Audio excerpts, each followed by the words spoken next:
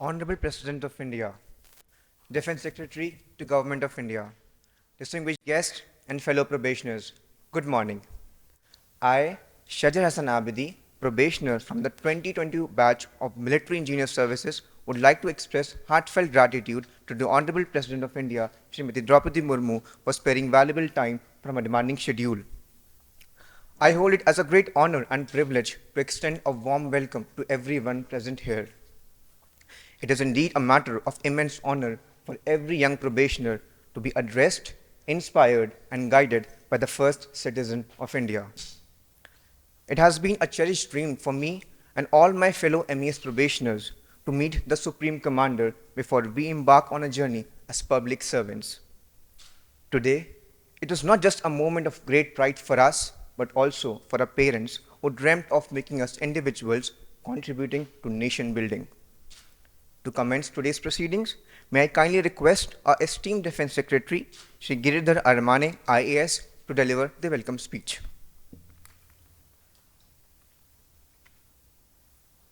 राष्ट्रपति महोदय, सादर प्रणाम। सर्वप्रथम मैं माननीय राष्ट्रपति महोदया को आभार व्यक्त करना चाहता हूं कि उन्होंने अपने अति व्यस्त कार्यक्रम के बावजूद MES के ग्रुप ए ट्रेनी ऑफिसर्स को मिलने का अवसर प्रदान किया। इन ट्रेनी अधिकारियों के लिए आज का दिन बहुत ही महत्वपूर्ण और यादगार रहेगा। माननीय राष्ट्रपति महोदया का आशीर्वाद वचन इन अधिकारियों के लिए भविष्य में पथदर्शक एवं दिशा निर्देशन का कार्य करेगा। MES के ट्रेनी अधिकारियों का ये बैच इंजीनियरिंग सेवा परीक्षा 2022 के माध्यम से चयनित है। कुल 32 अधिकारी इस बैच का हिस्सा है, जिनमें 6 महिला अधिकारी शामिल हैं। इनमें से 20 अधिकारी IDSC तथा 6 अधिकारी सर्वेयर कैडर से हैं। इन सभी ट्रेनी अधिकारियों को 40 सप्ताह का एक व्यापक तथा मल्टी डिसिप्लिनरी प्रशिक्षण दिया जा रहा है। इस प्रशिक्षण में इन अधिकारियों को सरकारी नीतियों, विधियों के ज्ञान तथा टेक्निकल एक्सपर्टाइज प्रदान करने के साथ ही जीवन कौशल, सद्भाव तथा समर्पण की भावना के विकास पर भी जोर दिया गया है। इस प्रशिक्षण के सफलतापूर्वक समापन के पश्चात इन सभी अधिकारियों की नियुक्ति देश भर में फैले रक्षा मंत्रालय के विभिन्न इकाइयों, उप इकाइयों, भारतीय सेना के सभी अंगों, तटरक्षक बल, DRDO तथा अन्य महत्वपूर्ण संगठनों में की जाएगी, जहां पर वो अपने निर्माण तथा इंजीनियरिंग कौशल से हमारे रक्षा बलों के सुदृढ़ीकरण में महत्वपूर्ण भूमिका निभाएंगे। मैं रक्षा मंत्रालय की ओर से माननीय राष्ट्रपति महोदया जी से एक बार पुनः इस अमूल्य अवसर को प्रदान करने के लिए आभार व्यक्त करता हूँ। यह अवसर इन सभी युवा अधिकारियों को और अधिक ऊर्जा से और लगन से हमारे देश के रक्षा तंत्र को मजबूत करने के लिए प्रेरित करेगा। जय Hind. Thank you, sir, for your kind words. Honorable President, as we, the officer trainees of Military Engineer Services, having undergone a comprehensive 40 weeks induction training at various locations across the country, some of us would be honored to share the experiences of the training with you. I would like to invite my fellow officer trainee, Ms. Sakshi Mudliar, to share her training experiences. माननीय राष्ट्रपति महोदया एवं महान भारतवर्ष के प्रथम नागरिक को मैं सादर नमन करती हूँ तथा सभा में उपस्थित सभी महानुभाव गणों का अभिनंदन करती हूँ। मैं साक्षी मुदलियार सैन्य अभियंता सेवाएं विभाग की 2022 बैच की प्रशिक्षु अधिकारी हूँ एवं छत्तीसगढ़ राज्य के दुर्ग जिले की निवासी हूँ। यह मेरे लिए अत्यंत हर्ष एवं गौरव का क्षण है कि मुझे तीनों सेनाओं के सर्वोच्च कमांडर एवं विश्व के सबसे बड़े लोकतंत्र की मुखिया के समक्ष अपने अनुभवों को साझा करने का अवसर प्राप्त हुआ। मैं सहृदय आभारी हूँ अपने माता पिता एवं गुरुओं की, जिन्होंने मेरी महत्वाकांक्षाओं को अपने जीवन की प्राथमिकता बनाई। महोदया, एक प्रशिक्षु से जिम्मेदार लोक सेवक बनने का सफर 4 चरणों में पूर्ण होता है। प्रथम चरण की शुरुआत अक्टूबर 2023 सैन्य अभियंता कॉलेज पुणे से हुई। सैन्य अभियंता सेवाएं विभाग अहर निशम सेवा महे के सिद्धांत पर उत्कृष्टता की ओर बढ़ रहा है तथा भारतीय जल, थल एवं वायु सेवा के पृष्ठवंश के समक्ष कार्य कर रहा है। प्रथम चरण में हमने प्रतिष्ठित संस्थान निकमार, NADFM, इरिसन में क्षेत्र विशिष्ट ज्ञान प्राप्त किया। हम समझते हैं कि देश जिस तेजी से विकास की दिशा में अग्रसर है, उसमें अभियांत्रिकी तकनीकों का महत्वपूर्ण योगदान है। अतः द्वितीय चरण की शुरुआत हैदराबाद के engineering staff college of India से की गई, जहां हमें उन्नत अभियांत्रिकी के बारे में सम्यक ज्ञान प्राप्त कराया गया। इसके उपरांत 14 सप्ताह की अवधि वाले पाठ्यक्रम की शुरुआत डॉक्टर मरी चन्ना रेड्डी मानव संसाधन विकास संस्थान तेलंगाना से हुई। एक सफल अधिकारी का व्यक्तित्व उसके गुणों की पराकाष्ठा होता है। हमें ऐसे मूलभूत गुण अनुशासन, जवाबदेही एवं अखंडता का भली भांति रूप से अभ्यास कराया गया। शैक्षणिक गतिविधियों द्वारा भारतीय लोक प्रशासन, कानून व्यवस्था एवं कार्य जीवन संवर्धन जैसे विषयों का पर्याप्त ज्ञान प्रदान किया गया। वहीं पाठ्योत्तर एवं सांस्कृतिक गतिविधियों ने साथी गणों में संघ भावना को विकसित किया। 1.5 माह की अवधि वाले तीसरे चरण की शुरुआत अप्रैल 2024 प्रबंधन विकास संस्थान गुड़गांव से हुई, जहां हमें कूटनीतिक एवं वित्त प्रबंधन के विभिन्न पहलुओं को जानने का अवसर मिला। इस चरण में हमें अंतर्राष्ट्रीय सूचना पद्धति एवं लेखा परीक्षा केंद्र नोएडा एवं प्राइड जैसे संस्थानों में भी प्रशिक्षण दिया गया। चौथे एवं अंतिम चरण में हमने विभाग की विभिन्न गतिविधियों का ज्ञान प्राप्त किया एवं विभागीय सिद्धांतों को अंतर्निहित किया। महोदया, इस प्रशिक्षण के उपरांत हम स्वयं को अधिक कार्यकुशल एवं राष्ट्र निर्माण में समर्पित पाते हैं। मैं अपनी वाणी को इन पंक्तियों के साथ विराम देना चाहूंगी। हम युवा देश की ताकत है, परिवर्तन लाकर मानेंगे, कर देंगे ऐसे काम जिन्हें सब मील का पत्थर जानेंगे। कृशकाय नहीं हो पाएगा ये वतन सहस्त्र वर्षों तक, नव भारत को दुनिया वाले चिर युवा नाम से जानेंगे।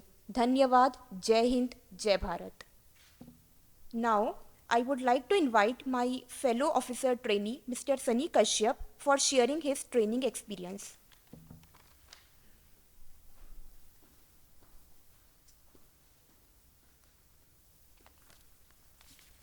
Honorable President, esteemed dignitaries and fellow officers, a very good morning to all of you.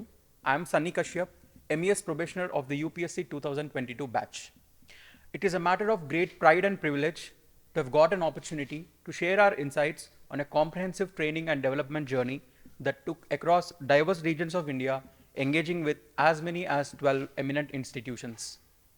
Honorable President, the military engineer services operate in some of the most challenging terrains across our nation, demanding high-level preparedness and adaptability. Our induction training was designed with this in mind, ensuring trainees acquire essential technical and managerial skills to meet these challenges head-on. I can confidently say that this journey has been profoundly transformative for all of us, enhancing our capabilities and reshaping our perspectives to better serve our nation. As detailed by my fellow officer, our induction training was meticulously structured to incorporate latest technologies and global standards. We underwent specialized training which equipped us with advanced skills in computer-aided design, project management, structural design, and switchgear technology. It aligned the goals and vision of MES with the government's initiatives, rules, and policies, thereby empowering us to adapt to the evolving needs of defense infrastructure. Besides technical and managerial knowledge, our training extended beyond instilling in us the cherished ideals enshrined in the preamble of the Indian Constitution. We deepened our understanding of Indian history, culture, law and polity, fostering democratic values essential for serving our citizens. Our visits to Telangana's villages provided invaluable insights into overcoming barriers that hinder the policy implementation at the grassroots level. Also, trekking in the Nilgiris reinforced the importance of teamwork and realization of our inner strength. In line with Honorable Prime Minister's vision to achieve net zero emissions by 2070, our training at National Institute of Solar Energy has been pivotal. We have gained essential skills to harness solar energy within military installations, propelling India towards becoming a global leader in solar energy. Additionally, we had the unique opportunity to visit Parliament, which gave us invaluable insights into legislative processes. Our training was completed with a young officers course in which basic works procedures and all other relevant aspects of MES functioning were covered. It has provided us with the necessary knowledge needed to effectively implement the infrastructural and operational needs of the armed forces. Throughout the training, we developed deep bonds between us and a lifelong friendship to share our joy, happiness, and also hardships. Honorable President, MES is committed to integrating latest global construction practices, including 3D printing, precast methods, net zero buildings, and green technologies. We are focused on creating smart cantonments with a strong emphasis on reducing our carbon footprint. The future of our organization and the growth of our nation rest on our shoulders. As future leaders of MES, it is our responsibility to embrace and stay ahead of the technological advancements to achieve the ambitious goals set by the government.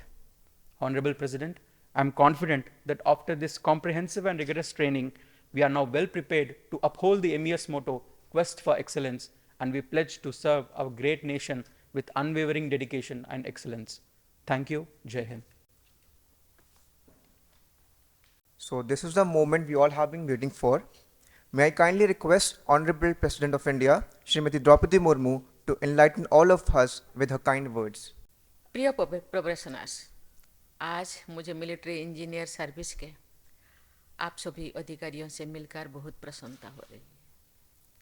मुझे बताया गया है कि MES Bharat के strategic एवं professional operational infrastructure के निर्माण एवं रख रखाव से जुड़े सबसे बड़े एवं सबसे पुराने संस्थानों में से एक है। सीमावर्ती क्षेत्रों में तथा देश के अंदरूनी इलाकों में MES द्वारा सुविधाएं विकसित की जाती हैं। MES तीनों सेनाओं के साथ साथ रक्षा मंत्रालय के अंतर्गत आने वाली कई अन्य यूनिट्स को भी अपने सेवाएं प्रदान करती है। इस प्रकार ये सेवा भारतीय सुरक्षा से जुड़ी महत्वपूर्ण इकाइयों में से एक है।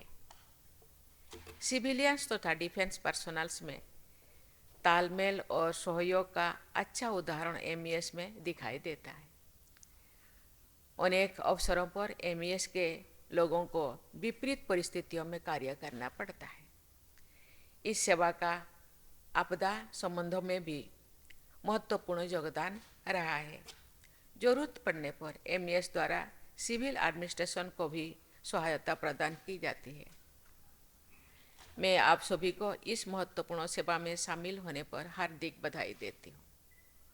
मुझे पूरा विश्वास है कि इस सेवा से जुड़े महत्वपूर्ण जिम्मेवारियों की गंभीरता से आपको बोध होगा।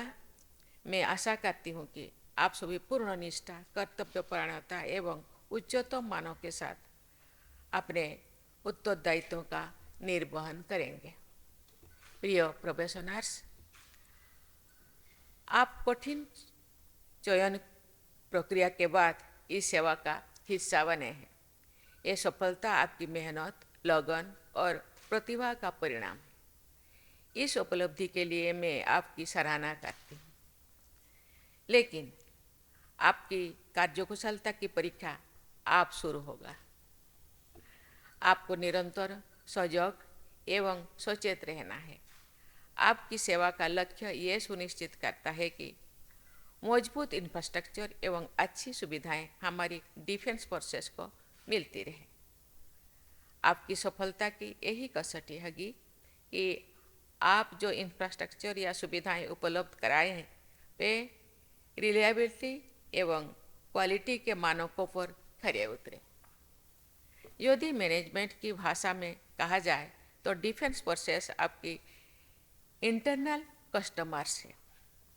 आपको अपनी सेवाओं में उच्चतम गुणवत्ता बनाए रखते हुए उनका सम्मान अर्जित करना है। अपने कार्यकाल में कभी कभी आपको ऐसा लग सकता है कि आपके निरंतर प्रयासों के बावजूद लोग आपकी सेवाओं से खुश नहीं हैं। हर व्यक्ति को हर समय अपेक्षा के अनुसार सेवाएं प्रदान करना बहुत कठिन होता है, लेकिन यही आपकी चुनौती भी है और कसौटी भी। यदि आप कर्तव्य निष्ठा के साथ सदैव तत्पर रहेंगे तो आप सफलता और सम्मान अवश्य अर्जित करेंगे। प्रिय प्रोबेशनर्स, आपने विश्व स्तर पर कोalition फॉर डिजास्टर रेजिलिएंट इंफ्रास्ट्रक्चर की शुरुआत की है। ऐसे इंफ्रास्ट्रक्चर का निर्माण करते हुए आपको जलवायु परिवर्तन से संबंधित एडेप्टेशन और मिटिगेशन पर भी ध्यान रखना होगा। आपके द्वारा किए जा रहे कार्य का कार्बन फुटप्रिंट कम से कम हो, इस आयाम को भी प्राथमिकता देनी होगी। मुझे बताया गया है कि इस दिशा में MES प्रयासरत है। ये जानकर मुझे खुशी हुई है कि college of military engineering Pune एक कार्बन नेगेटिव एस्टेब्लिशमेंट है। आपका कर्तव्य क्षेत्र केवल इंजीनियरिंग तक ही सीमित नहीं है। आपकी जिम्मेदारी सिर्फ टेक्निकल ही नहीं है, बल्कि एथिकल और मैनेजरियल भी है। आपका ये सफल संकल्प होना चाहिए कि आपके प्रत्येक कार्य में देश के संसाधनों का सक्षम एवं प्रभावी उपयोग हो। आपकी कार्यकुशलता एवं नैतिकता राष्ट्र की सुरक्षा को शक्ति प्रदान करेगी। मैं आशा करती हूँ कि आप सभी देश प्रेम और राष्ट्रहित के उच्चतम आदर्शों को अपने कार्यों द्वारा प्रदर्शित करते रहेंगे। मैं आप सबके उज्जवल भविष्य की कामना करती हूँ। धन्यवाद। जय हिंद, जय भारत।